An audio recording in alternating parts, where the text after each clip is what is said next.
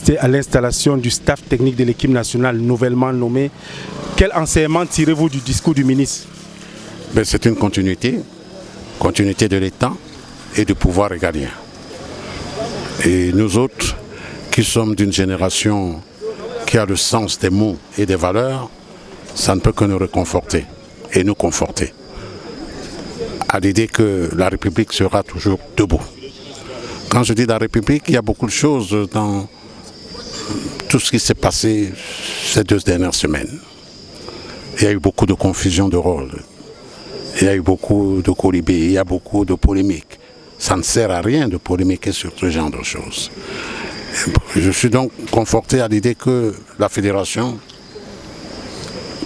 a réagi à la correspondance du pouvoir. Je suis réconforté de constater que le football camerounais n'a pas de pouvoir. Le football camerounais, comme dans tous les autres pays, a un seul pouvoir. Il n'y a pas de pouvoir multiple pour la gestion du football. Qu'est-ce que j'entends par là? Je voudrais dire par expérience du vécu que lorsque l'État assume en marge des problèmes de salaire, l'État reste au-dessus de tout. C'est l'État qui réglemente, qui régente. Vous savez, j'ai toujours eu l'habitude de dire que le sport en général, le football en particulier, reflète l'organisation des États. Le sport en général et le football en particulier reflète l'organisation des États. Ça veut tout dire. Quand vous allez en France, quand vous allez aux États-Unis, quand vous allez partout où le football a pignon sur rue, l'État, tout en étant en retrait, ne joue pas moins son rôle d'orientation et régalien.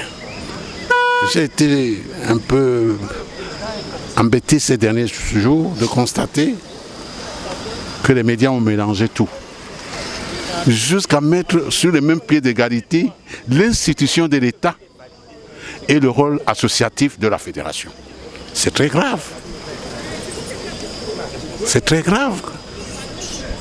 Il n'y a pas de pouvoir multiple. Il y a le pouvoir. Et je crois que dans le langage, si on peut me suivre, l'institution est régalienne. Une association ne saurait être régalienne. Une association, telle qu'elle soit, ne saurait être régalienne. C'est l'État qui donne l'agrément aux associations. C'est l'État qui donne l'agrément aux associations. Lorsque nous avons compris cela, tout devrait être clair, limpide. Mais que vaut un contrat de ce type quand le président de la Fédération camerounaise de football n'a pas apposé sa signature? Mais ce n'est pas la première fois. Et Mohamed n'avait pas apposé sa signature. Et pourtant, il n'avait pas joué au gladiateur. Il avait dit, il prend acte. Et je crois que c'est ce qui s'est passé aujourd'hui.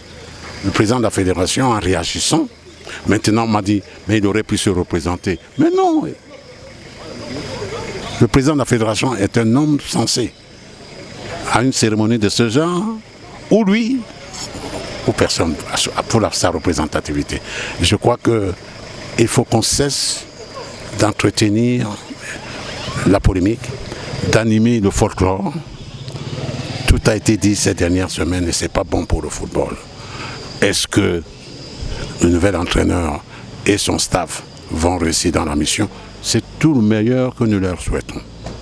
Maintenant, jouer au pessimisme, c'est le ministre l'a bien souligné, ce n'est pas une bonne chose, car nous avons toujours gagné avec des entraîneurs anonymes.